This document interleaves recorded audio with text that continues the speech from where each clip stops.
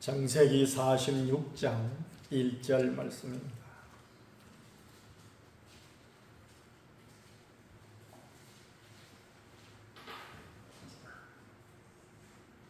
이스라엘이 모든 소유를 이끌고 떠나 부엘세바에 이르러 그의 아버지 이삭의 하나님께 희생제사를 드리니 그 밤에 하나님이 이상 중에 이스라엘에게 나타나 이르시되 야곱아 야곱아 하시는지라. 야곱이 이르되 내가 여기 있나이다 하매 하나님이 이르시되 나는 하나님이라 내 아버지의 하나님이니 애굽으로 내려가기를 두려워하지 말라. 내가 거기서 너로 큰 민족을 이루게 하리라. 내가 너와 함께 애굽으로 내려가겠고 반드시 너를 인도하여 다시 올라올 것이며 요셉이 그의 손으로 내 눈을 감기리라 하셨더라. 야곱이 부엘세바에서 떠날새 이스라엘의 아들들이 바로가 그를 태우려고 보낸 수레에 자기들의 아버지 야곱과 자기들의 처자들을 태우고 그들의 가축과 가나안 땅에서 얻은 재물을 이끌었으며 야곱과 그의 자손들이 다 함께 애굽으로 갔더라. 이와 같이 야곱이 그 아들들과 손자들과 딸들과 손녀들 곧 그의 모든 자손을 데리고 애굽으로 갔더라. 아멘.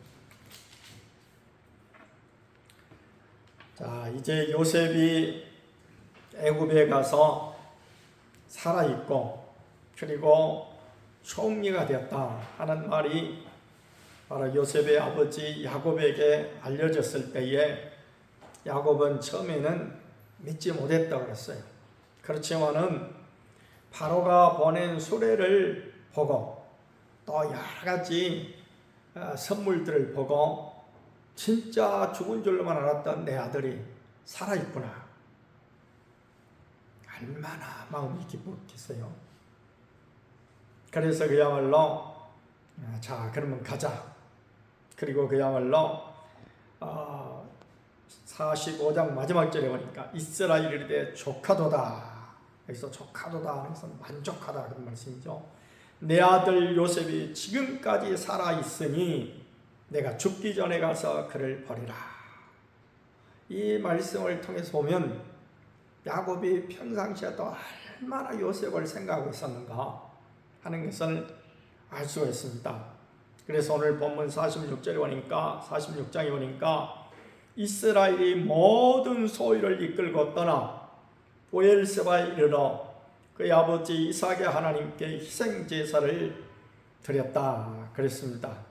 그랬더니 그 밤에 하나님께서 나타나셨어요. 꿈속에서 나타나셔서 야곱아 야곱아 하니까 야곱이 내가 여기 있습니다. 하나님 말씀하시기를 나는 하나님이라 너의 아버지 하나님이니 애굽으로 내려가기를 두려워하지 말라. 내가 거기서 너로 큰 민족을 이루게 하리라. 자, 오늘 여기서 우리는 대단히 중요한 것을 발견할 수 있습니다. 그것은 우리의 인생은 긴 여행의 길이나 똑같다. 야곱의 일생을 쭉 볼 때에 그가 장자권을 빼앗고 에서의 그 칼날을 피해서 애삼촌 집으로 이제 도망가는 그런 인생이 됐죠. 그것이 이제 창세기 28장에 나와 있습니다만은 그렇게 간 것이 얼마 동안 그 어머니가 말하기를 얼마 동안만 거기 애가집 갔다가 와라. 그럼 형의 노여움이 이제 다 풀리면은 그냥 돌아와서 우리 집에서 같이 살 수 있다 라고 말씀하셨기 때문에 그렇게 믿고 갔습니다. 그렇지만은 그렇게 간 여정이 얼마가 걸렸습니까? 20년이 걸렸어요. 20년 머슴살을 했다고요. 그 가운데 3분의 2가 넘는 14년은 10,000원을 얻는데 지참금으로 다 7년 14년을 다 소유하고 그리고 6년은 자기 이제 집을 세우는 가정에 이제 말하자면 재산을 축적하기 위한 그런 식으로 이렇게 했는데 하나님께서 복을 주시니까 6년 동안에 모은 재산이 2대나 이루었다. 한 대가 7,000마리 정도 된다고 그랬죠. 6,000마리인가? 하여튼 6, 7,000마리 돼요. 그러면 2대면은 14,000마리가 된다고요. 양소를 다 양소, 염소 포함해서 14,000마리. 지금의 돈으로 따져놓고 봐도 어마어마한 부자입니다. 그냥 참 출세했다, 돈 많이 벌었다 할 정도가 아니고, 말하자면은 요즘으로 따져놓고 봐도 그야말로 거의 준재벌에 가깝게끔, 말하자면 요즘 우리나라 돈으로 환산을 한다면은 그야말로 그 가치가 한 100억대쯤. 6년 동안에 100억 벌 수 있어요? 못 벌죠. 보통 사람 못 벌어요. 버는 사람도 있더라고요. 예를 들어서 저 IMF 전에 제 친구 같은 경우 보니까 서대문 홍제동에서 살다가 강남 그 청담동으로 이사를 갔는데 3억 5천에 산 집이 그것이 지금 120억이 되어버렸으니까 그렇게 그 6년은 아닙니다만은 더 지났습니다만은 어쨌든 더 지났을지라도 100억이라고 하는 재산, 우리가 다 옛날에 시골에서 올라가지고 어렵게 살아가지고 서울에서 조그마한 집 한 채만 장만해도 그래도 그 사람 성공했다고 다 보는 거예요. 그런데 그것을 넘어서서 100억대의 재산에 이르려면 그것은 대성공한 거죠. 그런 사람은 드물어요. 집 한 채 겨우 장만하는 사람도 그렇게 흔하지는 않지만은 100억대에 이르는 것은 참 드물어요. 야곱이 이처럼 큰 부자가 된 것은 어떻게 해서 부자가 됐습니까? 단순하게 야곱이 부지런하고 했다고 해서 된 것이 아니에요. 하나님이 부욕해 주셨다. 하나님이. 우리 하나님께서 오늘 우리 사람들에게 주신 복이 최초로 창세기 1장 28절에 보니까 나와 있는데, 그게 뭐라고 하는 거니? 생육하고 번성하라, 땅에 충만하라 그랬습니다. 이것이 하나님께서 최초로 오늘 우리들에게 주신 복이에요. 그러니까 정말 주님의 말씀을 믿고 열심히 주님 말씀대로 살면은 우리는 이 땅에서 풍성함을 누리는, 풍요로움을 누리는 삶을 살 수 있도록 하나님께서 믿음의 사람들에게 복을 주셨습니다. 그뿐만 아니라 믿음의 조상인 아브라함을 보면은 창세기 12장에 보니까 내 말을 듣고 내가 원하는 대로 순종하면 너는 복이 될지라. 너를 축복하는 자에게 내가 복을 주고 너를 저주하는 자를 내가 저주할 것이기 때문에 너는 복을 받는다. 아닌 게 아니라 아브라함이 갈대아 우르라고 하는 그야말로 유프라테스 강 하루에서 살다가 유프라테스 강 거의 상류 쪽 가나안으로 올라왔는데, 그것은 농경지가 그렇게 비옥한 땅이 아닙니다. 가나안 땅이라고 하는 이스라엘 사람들이 지금 살고 있는 가나안 땅은 옛날에 한마디로 우리 어렸을 때 들었던 천수답이랑 똑같아요. 물이 있질 않아요. 하늘에서 비가 내려야 먹고 살 수 있도록. 그러니까 늘 그 모든 농사는 누구한테 달려있는 거예요? 하늘에 달려있어요. 사람이 아무리 노력하고 한다고 해서 농사 잘 될 수가 없어요. 왜냐하면 하나님이 비를 안 주시면 절대 농사를 지을 수가 없어요. 그래서 성경에 이른 비와 늦은 비가 나오죠. 그 이른 비는 우리 모내기로 따져놓고 뭐로 따져놓고 모내기 철에 내리는 비고, 늦은 비는 그 이삭이 잘 연글 수 있도록 내리는 비를 말하는 것입니다. 이 이른 비와 늦은 비가 없으면은 농사를 못 져요. 그러니까 그 유대인들이 사는 이스라엘 땅은 자주 가뭄이 드는 것을 알 수가 있죠. 그것은 그 비가 내리는 시절에 비가 안 내려버린 거예요. 그러니까 그런 땅을 우리 주님께서는 애굽에서 살게 될 때에 이스라엘 사람들에게 가나안 땅을 뭐라고 표현했습니까? 젖과 꿀이 흐르는 땅이다 했거든요. 젖이라고 하는 것은 지금 양떼를 잘 길러가고 거기서 나는 말하자면은 젖을 의미하는 것인데, 그 양들이 잘 성장해갖고 젖을 내려면 어떻게 해야 돼요? 풀을 잘 뜯어 먹어야 되겠죠. 그러니까 어차피 하나님께서 이른 비와 늦은 비를 내려주셔가지고 초장에도 풀이 많아야 그런 것이고 꿀도 마찬가지죠. 근데 실질적으로 이스라엘 사람들이 가나안 땅에 가서 봤더니 사막하고는 비교할 수 없을 만큼 비옥한 땅이었지만은 하나님께서 비를 주시지 않으면 먹고 살 수 없는, 왜 그런 것을 인도하셨을까라고 우리가 곰곰이 생각해 보면 이스라엘 백성들은 항상 광야에서도 먹을 것을 얻기 위해서는 하늘을 쳐다봤지만 새벽에 만나가 내렸지 않습니까? 그러니까 그들이 하늘을 쳐다본 거예요. 새벽 기도의 원형이에요. 사실 그것이 알고 보면 새벽부터 눈 떠서부터 오늘 우리는 하늘을 쳐다봐야 돼요. 이스라엘 백성들이 사는 가나안 땅도 그렇게 구조가 돼 있어요. 하늘을 늘 쳐다봐야 돼요. 하늘을. 옛날에 또 우리나라에 가뭄이 들면은 예수는 비록 안 믿었지만은 하늘을 쳐다봤어요. 그러니까 제가 아는 조선시대의 왕들 가운데서 무슨 세종대왕이라든지 무슨 영조라든지 무슨 태조 이성계라든지 이런 사람들 빼놓고 아주 세종 다음으로 좋아하는 왕이 있습니다.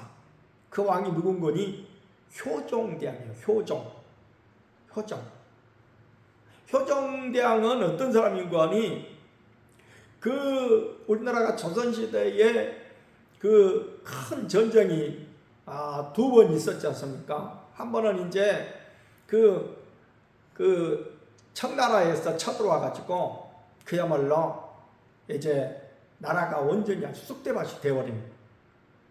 그리고 그들이 우리나라를 다 점령하고 돌아가게 될 때는 그야말로 완전히 이제 말은 좋게 형제국이라고 해서 이렇게 했지만은 실상 거의 종 취급하듯이 하면서 혹시라도 반역을 일으키면 안 된다 해가지고 왕자를 둘을 잡아갔어요. 벌모로. 왕자를 2명을 잡아갔는데 그 2명 가운데서 한 명은 서현세자라 해가지고 세자고, 그러니까 큰아들이고, 두 번째 왕자는 왕자들은 이제 대군이라고 그러죠. 복림 대군이 잡혀갔어요. 서현세자하고 복림 대군하고 잡혀갔고 많은 또 종들이 같이 따라갔겠죠. 그래가지고 중국에서 이제 먹고 삽니다. 거기서 서현세자가 그 역사를 보면은 천주교를 접하게 돼요. 천주교를. 그러니까 서양의 눈을 일찌감치 떴기 때문에 중국은 천주교를 접하고 그 다음에 여러 가지 현대 문물 그런 것들을 접하게 되면 돌아올 때는 그걸 가지고 돌아옵니다.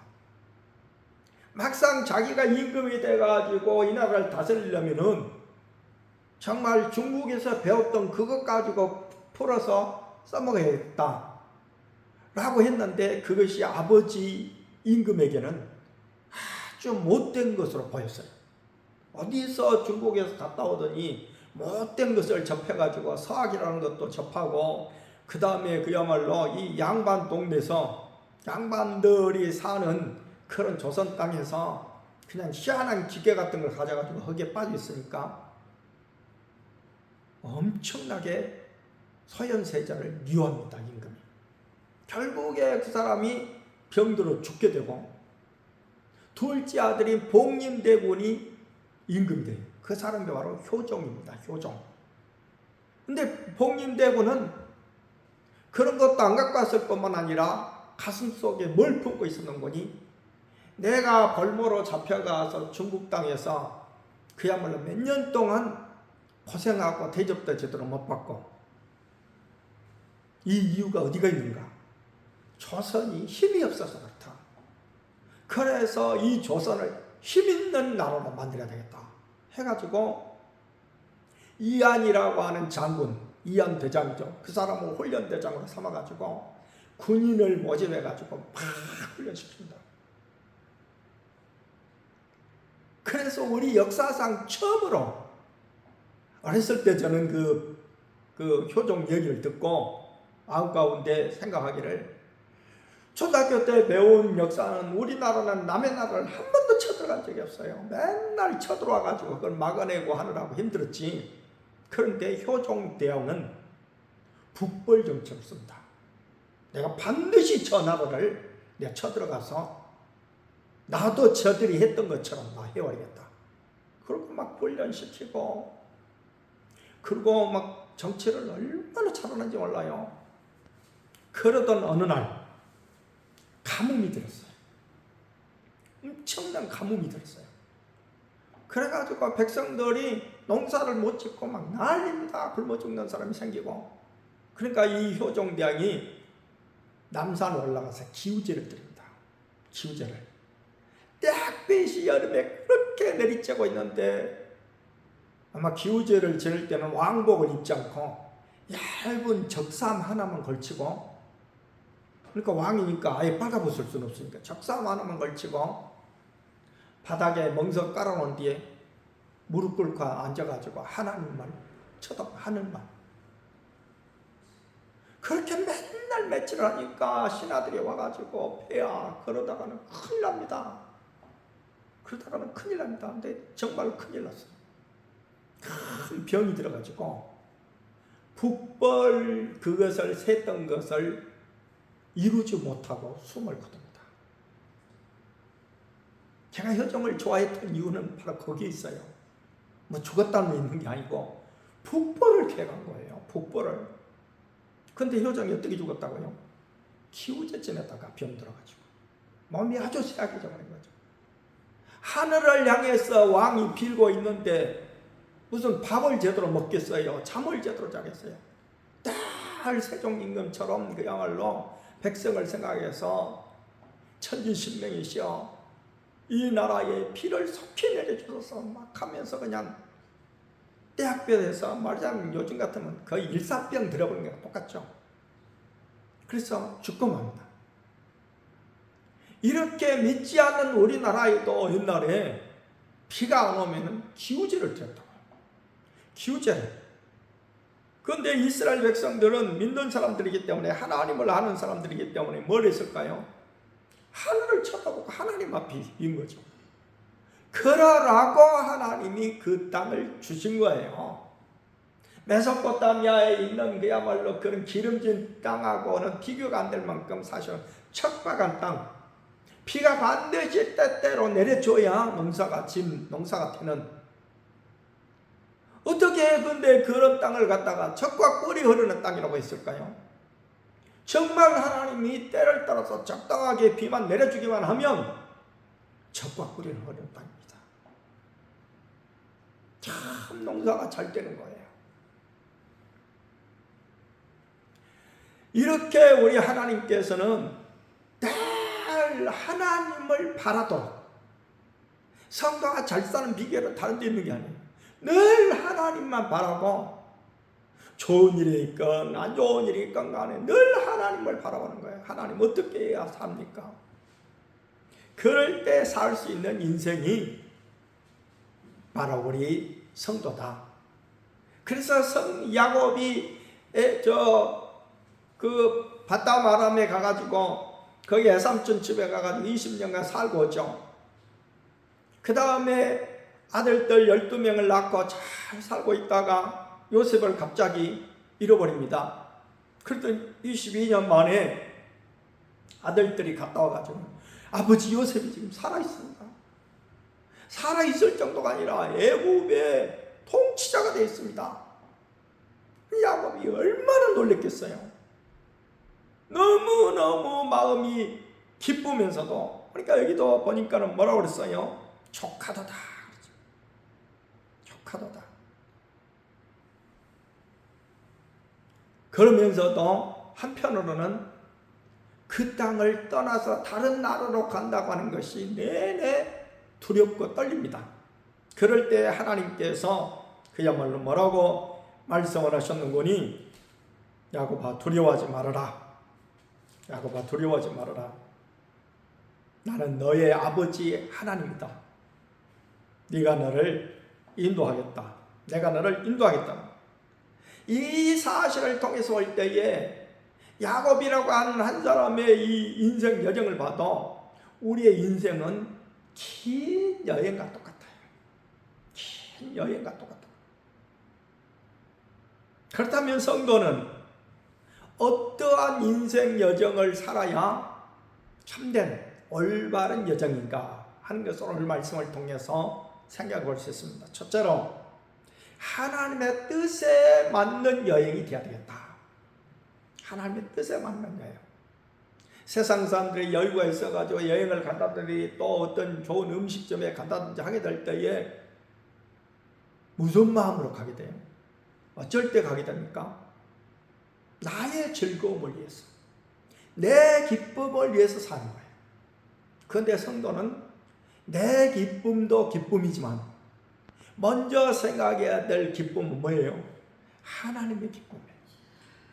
그래서 고린도전서 10장 27절에 뭐라고 했는 거니? 먹든지 마시든지 무엇을 하든지 하나님의 영광을 위하여 하라. 여기 하나님의 영광은 하나님이 최초로 우리 이 인류 아담과 하와를 창조하실 때에 창조의 목적이에요. 하나님은 우리 인간을 창조하실 때에 첫 번째 목적이 내게 영광을 돌리라는 거예요. 영광을 돌리는 방법은 여러 가지가 있죠. 그러나 가장 핵심적인 것은 하나님께 예배 드리는 것입니다. 그러나 우리가 예배 시간을 중히 여겨야 되고 예배를 생명같이 여겨야 될 것은 하나님이 우리를 만드신 목적이에요. 목적대로 살지 않으면 그 죄가 되는 것입니다.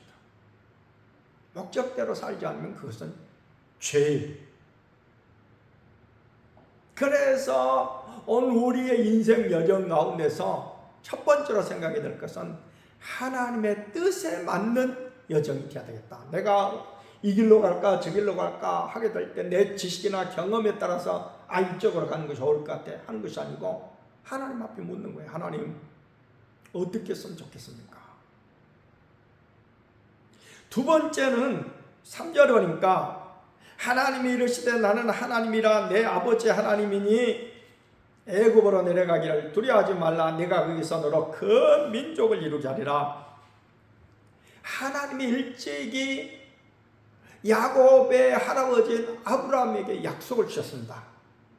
그 약속이 창세기 15장이나 창세기 17장에 나와 있는데 그 약속 가운데 보니까 뭐라 그러는 거니? 네가 이방이 너의 후손이 이방의 객이 되어서 400년 동안 그 나라에서 살 것이며 여기서 400년이 나와요. 그럼 바로 뭔거니 이방이 객이 되어라고 하는 것은 애굽에 내려가서 너희가 종으로 살게 될 것이다 하는 것을 지금 말씀하신 거예요. 지금 이 하나님의 언약에 따라서 야곱은 애굽으로 가야만 되는 것입니다. 약속의 땅은 분명히 가나안이지만은 그러나 잠시 동안 야곱이 애굽에 가게 되는 것도 하나님의 섭니다. 뜻이다. 그래서 하나님께서 애굽으로 내려가기를 두려워하지 말라라고 말씀하시면서 거기서 한 가지 또 이제 귀한 약속을 주시는 것이 내가 거기서 너로 큰 민족을 이루게 하리라. 자, 야곱이 내려갔을 때에 거기 이미 내려가서 결혼해가지고 아들 둘을 낳고 살고 있는 요셉까지 합쳐서 야곱의 가족 숫자가 몇 명인 줄 아십니까? 성경에 보니까 숫자가 여러 개 나오는데 누구가 빠지고 누구가 빠져서 그런 것이고 최고로 많이 나온 숫자는 75명이에요. 75명. 75명이라는 숫자가 작은 숫자가 아니죠. 이게 3대째인데 그러니까 야곱이 12아들을 낳고 그 다음에 그 아들들이 또 아들을 낳고 하니까 3대째죠. 3대째에 75명이다. 그만 못해도 우리 부모님하고 3대째 지금 4대째까지 가고 있습니다만 그 숫자를 따라서 75명 안 됩니다. 우리 형제간이 9형제간인데 제가 이렇게 딱 세봤더니 그러니까 우리 어머니로 따지면 손자가 또 아이 낳은 경우도 있으니까 그건 놔두고 우선 손자뻘만 따져놓고 봐도 그 장가가고 어떡한 손자까지 다 따져놓고 보니까는 장가간 손자 말고 그냥 손자만 따져놓고 보니까 21명이에요. 21명. 그러니까 하나 난 사람도 하나가 있고 보통 둘 낳고 우리 큰 누나 같은 경우는 4살 낳거든. 4살 낳고 그러니까 구남매가 둘씩만 낳아도 18명이죠. 근데 4 낳고 3 낳는 사람이 있다 보니까 21명이에요. 우리 다 합쳐와야 21명 가운데서 장가간 사람도 시집가고 장가간 사람도 있으니까 그것까지 다 합쳐와야 그래도 70명이 안 돼요. 그러니까 옛날에 야곱이 75명 됐다 그런 것은 한 가족으로서는 굉장히 많은 숫자죠. 그런데 그 많은 숫자를 할지라도 400년 동안에 75명이 퍼지면 얼마나 퍼지겠습니까? 민수기 1장하고 26장에 보면은 이스라엘 백성들이 애굽에서 나올 때의 숫자가 나오죠. 그 숫자를 보니까 20세 이상의 남자 장정의 숫자가 60만 몇천 명이에요. 60만 몇천 명. 그러면 아이하고 여자들까지 합치면 그때 당시는 아이들이 많기 때문에 최소 200만 내지 많게 보는 학자는 300만까지 본다. 75명이 430년 동안에 200만 내지 300만, 250만이라고 합니다. 250만이 될 수 있느냐? 인간적인 계산으로는 절대로 못해요. 경제학자 가운데 멜서스라고 하는 사람이 멜서스, 그 사람이 인구론을 썼는데 멜서스의 인구론에 비교해놓고 봐도 75명이 430년 동안에 250만은 절대 될 수 없대요. 근데 왜 그렇게 250만이라던 거대한 한 나라가 됐습니까? 이유는 간단해요. 하나님이 복을 주신 거예요. 하나님이 복을 주셨다고. 오늘 그 말씀 여기 나오지 않습니까? 내가 거기서 너로 큰 민족을 이루게 하리라. 당시의 고대사회에서 250만이면 큰 민족이에요. 네? 우리나라가 얼마입니까? 지금 인구 숫자가 5,200만이죠. 5,200만이라고 하는 숫자는 세계 전체로 따져놓고 볼 때에 사실은 별거 아닙니다. 지금 인도가 중국을 추월해가지고 14억 얼마, 한 15억 정도 되고 중국이 10억, 아니 14억. 그 다음에 미국이 3억 5천 정도. 미국이 3억이 넘습니다. 그리고 이제 2억대에 해당되는 나라가 이제 쭉 있고, 이웃나라 일본은 우리보다 2.5배가 더 많아요. 1억 2,500만입니다. 1억만 넘어도요, 큰 나라예요. 근데 우리는 1억의 반밖에 안 되잖아요. 베트남 같은 데를 앞으로 아주 성장할 수 있는 나라로 보는 이유가 베트남이 1억이 가깝습니다. 9천 몇백만입니다. 근데 그 이웃에 있는 인도네시아는 1억 몇천이에요. 2억이 가깝습니다. 그래서 우리 동남아 쪽에서 앞으로 제일 성장 가능성이 높은 나라가 인도네시아라고 보이죠. 21세기에 와서 지금 따지는 그 숫자이고, 지금 이때는 4천년 전도 더 됐잖아요. 그때 250만은 어마어마하게 큰 나라예요. 근데 그렇게 큰 나라가 된 배경이 어디에 있어요? 하나님이 복을 주시며 하나님이 복을 주셨다고. 그래서 출애굽기에 보면은 이스라엘 백성들은 낳기도 많이 낳지만 죽지가 않아요. 원래 우리 어렸을 때 보면 자식들 흔히 많이 낳죠. 근데 많이 죽었어요. 많이 죽었다고요. 죽은 숫자가 없으면 어마어마하게 우리나라도 인구가 불어났을 거예요. 영아 사망률이 옛날에는 참 높았어요. 참 높았다고요. 오늘 하나님께서 이 귀중한 약속을, 큰 민족을 이루게 하리라 라고 하는 이 약속을 주셨어요. 그래서 야곱이 가는 그 길은 약속을 이루기 위한 여정이었다. 우리에게도 하나님께서 약속을 주셨습니다. 주님을 구주로 믿고 살면 생명을 얻되 더 풍성히 얻게 해주실 것이다. 요한 3서 2절에 보니까 뭐라 했습니까? 사랑하는 자여 내 영혼이 잘됨같이 내가 범죄하지 잘되고 강건하기를 바라노라. 이게 모두 다 하나님이 우리에게 주신 약속이에요. 세 번째 성도의 올바른 인생 여정은 하나님이 함께 하시는, 하나님이 동행하시는 인생길이 되어야 되겠다. 어디를 가건 우리는 하나님과 함께 가야 돼요. 최고의 우리 믿는 사람의 복이 바로 뭔가 하나님이 함께 하시는 거예요.